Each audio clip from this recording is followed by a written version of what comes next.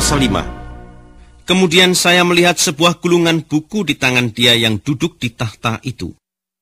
Buku itu penuh dengan tulisan pada sebelah menyebelahnya, dan dimeteraikan dengan 7 buah segel. Lalu saya melihat seorang malaikat yang perkasa berseru-seru dengan suara yang besar, "Siapa layak memecahkan segel-segel ini dan membuka buku ini?"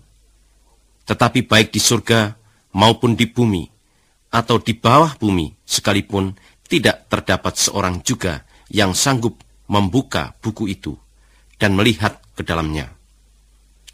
Maka saya menangis terseduh-seduh, sebab tidak ada seorang pun yang layak membuka buku itu dan melihat ke dalamnya.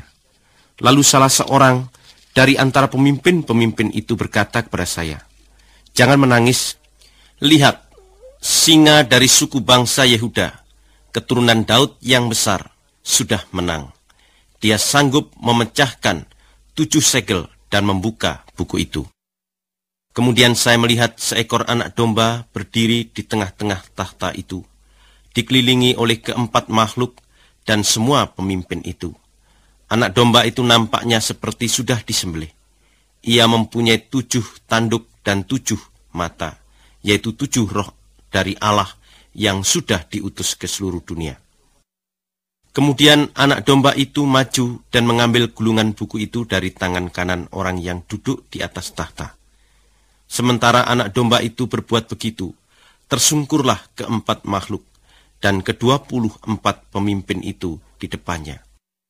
Mereka masing-masing memegang kecapi dan mangkuk emas yang berisi kemenyan, yaitu doa-doa umat Allah. Mereka menyanyikan sebuah lagu yang baru. "Engkau layak mengambil buku itu dan memecahkan segel-segelnya. Sebab engkau sudah dibunuh, dan dengan kematianmu, manusia dari segala suku, bahasa, negara, dan bangsa sudah dibeli olehmu untuk Allah. Engkau sudah menjadikan mereka suatu bangsa khusus imam-imam, supaya mereka melayani Allah kita dan memerintah di atas bumi." Kemudian saya melihat lagi, saya mendengar suara malaikat yang beribu-ribu dan berjuta-juta banyaknya. Mereka berdiri mengelilingi tahta dan keempat makhluk serta para pemimpin itu. Dan mereka menyanyi dengan suara yang kuat, "Anak domba yang sudah disembelih itu layak untuk menerima kuasa, kekayaan, kebijaksanaan, dan kekuatan. Ia layak dihormati, diagungkan, dan dipuji-puji." Lalu saya mendengar segala makhluk di langit, di bumi, di bawah bumi, dan di dalam laut, singkatnya segala makhluk di semesta alam ini menyanyi, "Dia yang duduk di atas tahta dan sang anak domba itu adalah terpuji dan terhormat serta agung dan berkuasa untuk selama-lamanya." Maka keempat makhluk itu menjawab, "Amin." Dan pemimpin-pemimpin itu pun tersungkur dan menyembah.